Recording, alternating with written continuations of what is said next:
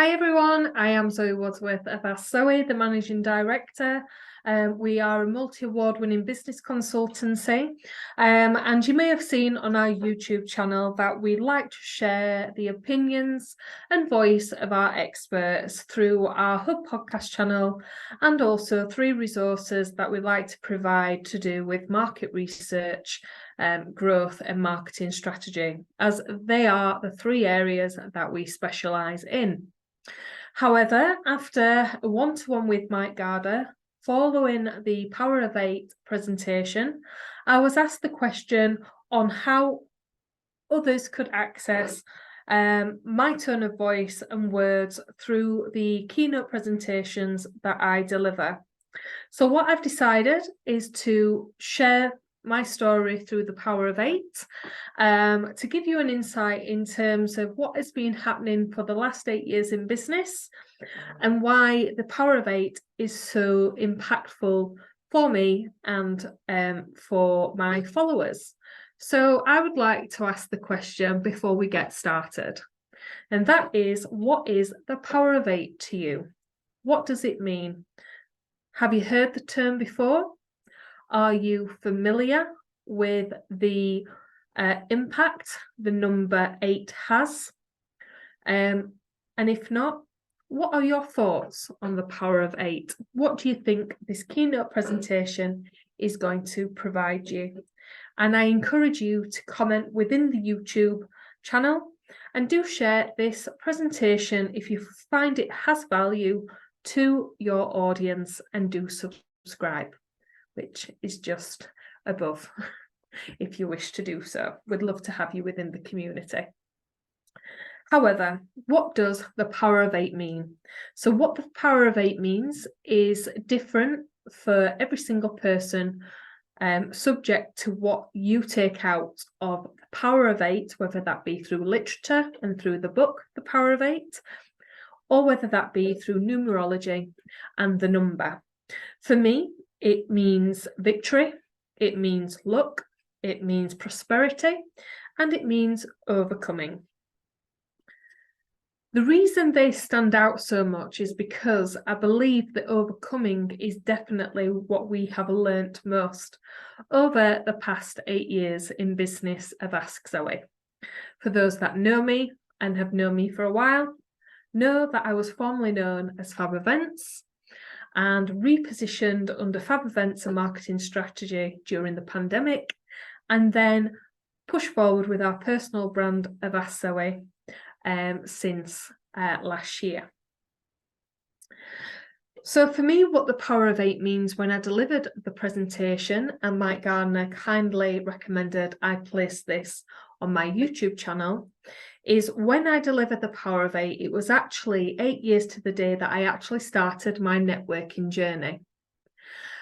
But it's also coming up to 8 years within business as well, at the start of next year, early 2024. So it means a lot to me this year, and the Power of 8 for me definitely is overcoming. However, as much as this keynote presentation celebrates 8 years within networking and 8 years within business soon to be, I want to share this presentation to give you top tips and advice on how to take your business to the next level if you choose to, as your business is your baby and it means something different to you as it would to your next door neighbour. So what I thought I would do is kind of just share you the place that I'm coming from, and then some key lessons and top tips that I now implement and use within my business today. So it's not always been about self-employment. What a lot of people don't know about me is that I do have 2 significant qualifications, them being a higher national diploma in international tourism management, and the second being around exhibition and conference management with BA Honours. However, you may think, well, why do I need to know that? And the reason I share where that was my starting point is because them qualifications did not come easy to me. I was always the student that said in her school report, Zoe always works hard but never gets the results. And I just put that down to being me.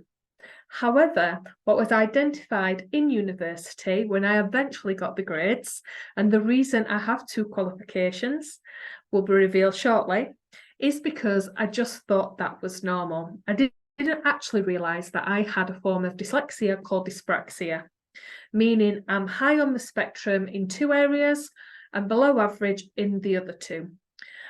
So if you want to know more about that, if that resonates with you, do reach out, because that's a completely further 20-minute presentation on that journey.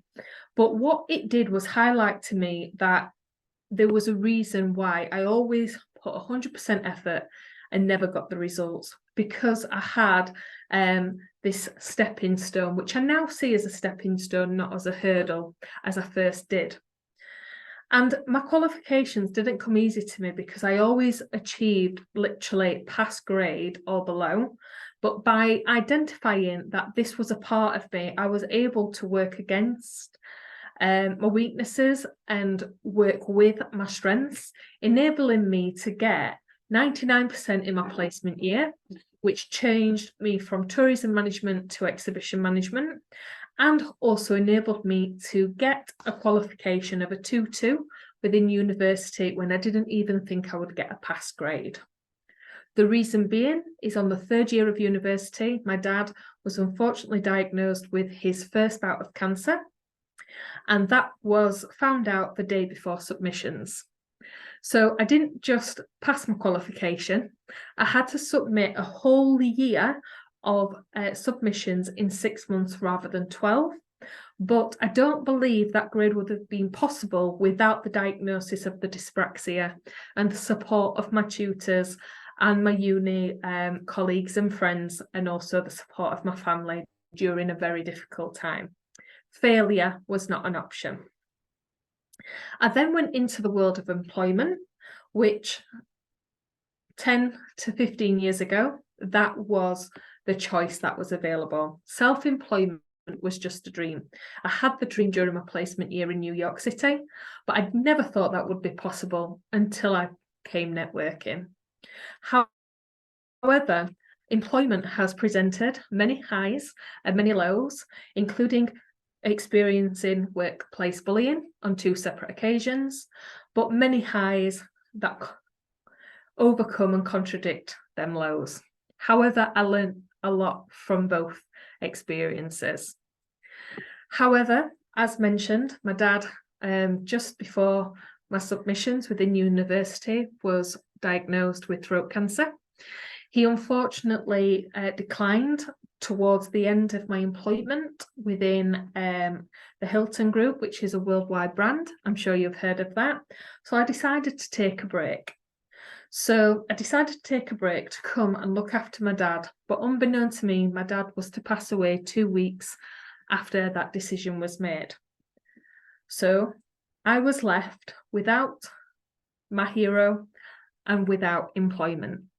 So I was not in a great place, but I was faced with a question: what next? And I do believe in the law of attraction and the power of 8.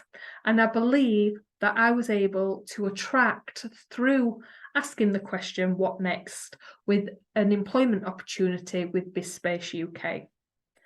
I began with BizSpace UK 4 weeks to the day my dad passed away and 2 weeks after his funeral.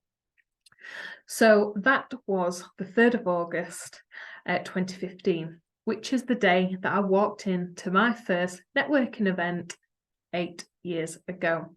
So for me, that is what the power of 8 is. And even though my first 40 seconds was 4 seconds because I wasn't in the best place, the true power of networking was demonstrated that day, because every single person in that room put their arm around me and said, everything will be okay. I didn't believe it at that time, as you can expect, but I did want to believe it, and I did want to make networking work. And that is what the power of networking did for me on that day.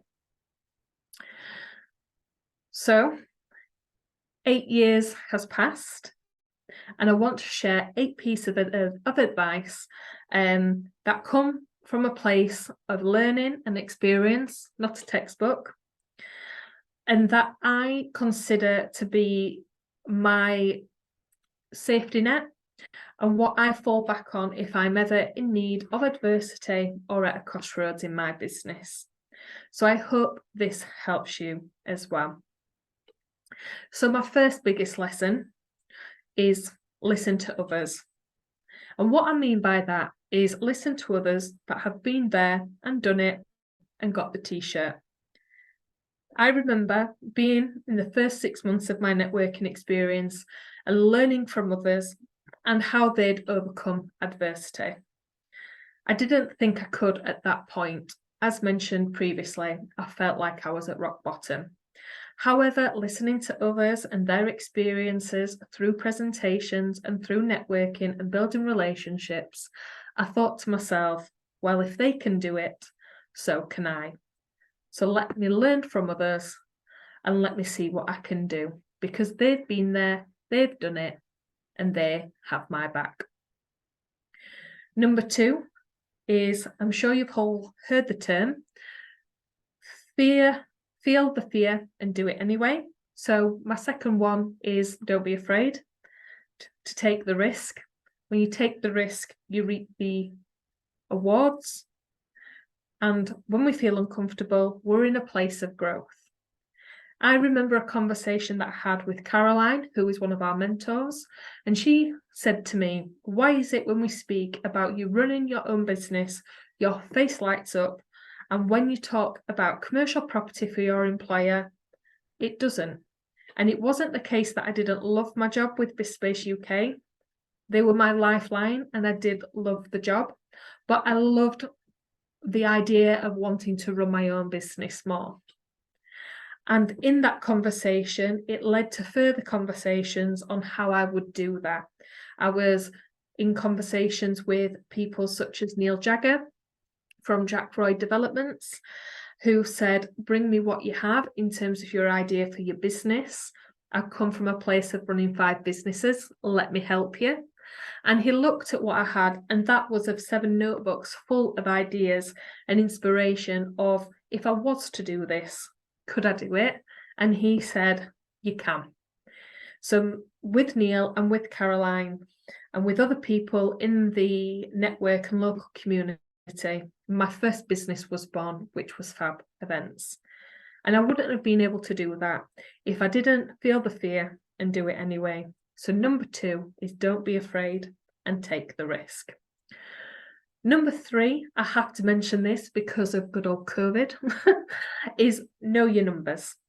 And yes, we are still learning that now.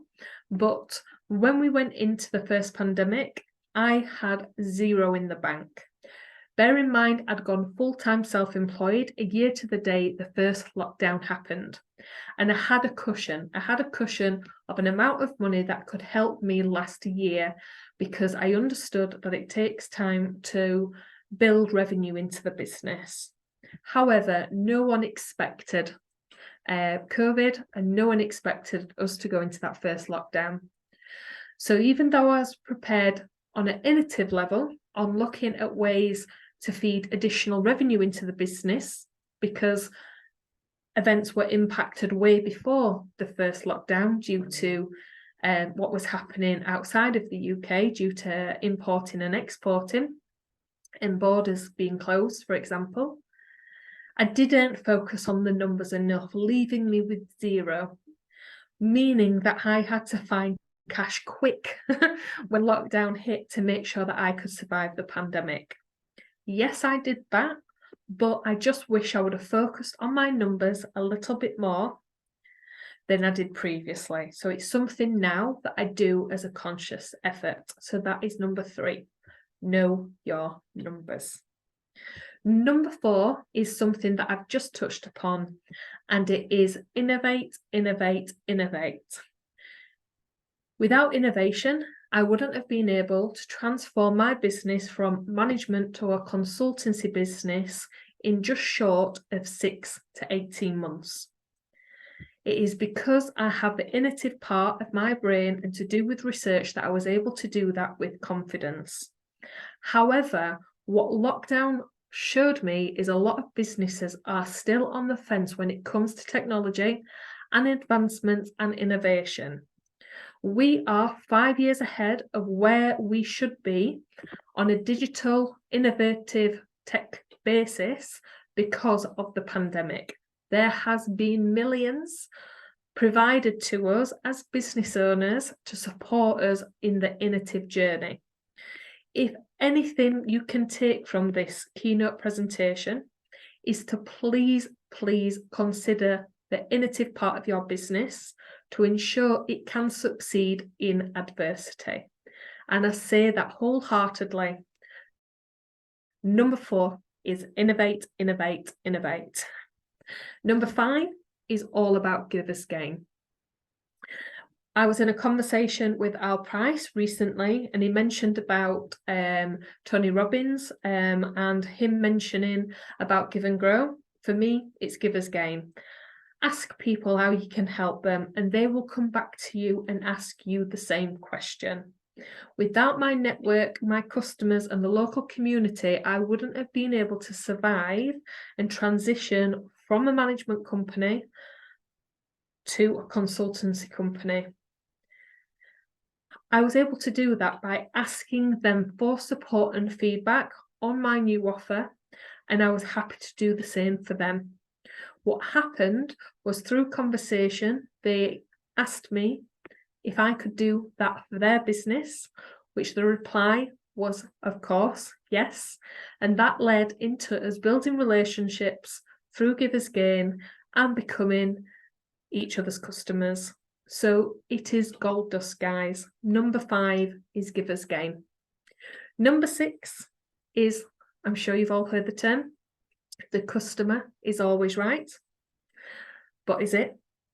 And if not, you might need to change the customer. Do you know who your target audience is? Because when I reflect back from my event company to my consultancy company, I think very much in the beginning, I was saying yes to everybody, rather than saying yes to a select few, which would be my target audience. And it's a trap I think a lot of new businesses fall into. So I propose the question to you: are your customers always right? And if they're not, are they the right customer? And if they're not, that is okay. We can change it. But it's great to ask the question before we start pitching it to a new audience or a new target audience to make sure that that question is answered yes. They are the right customers and they are the ones that will be part of my business for a lifetime to come. Number 7 is about luck, because a lot of people say to me, you've had a lot of luck over the past kind of 3 years in particular within business due to the growth we've sustained with 750%. However, I say it doesn't just come down to luck, because there is no substitute than hard work. I made myself ill during lockdown by the amount of hours that I put into my business to turn it around so it was successful, supported by my coaches and supported by my network. So yes, it is luck in one side of the coin that I was able to do that. But on the other side, it was the hard work that I put in and the investment that I had to make this business succeed. So when you think of number 7, think of lucky number 7, but there is no substitute to hard work, because you have to put action for a goal to succeed. If not, I'm sure you've heard this term before, a goal without action is a wish. So to provide results and make things happen, hard work and implementation has to be applied. So when you think of number 7, think of lucky number 7. And number 8, finally, is about your network and your community. Because the reason I've decided to deliver this Power of 8 presentation is because I believe everybody should surround themselves with like-minded business professionals that will help you in times of need and in times of success. And if you're not in that circle at the moment, my advice is to find your circle or create your own. And I might know someone that can help you with that if you wish to explore more. So number 8 is community. And please remember, your network is your net worth. So what does the power of 8 mean to me now? Coming into 8 years of business next year, and 8 years since I started networking and learning and developing my own personal brand for the better. And the power of 8 for me means you can overcome anything if you put your mind to it. Anything is possible. You have just got to believe. Thank you for listening.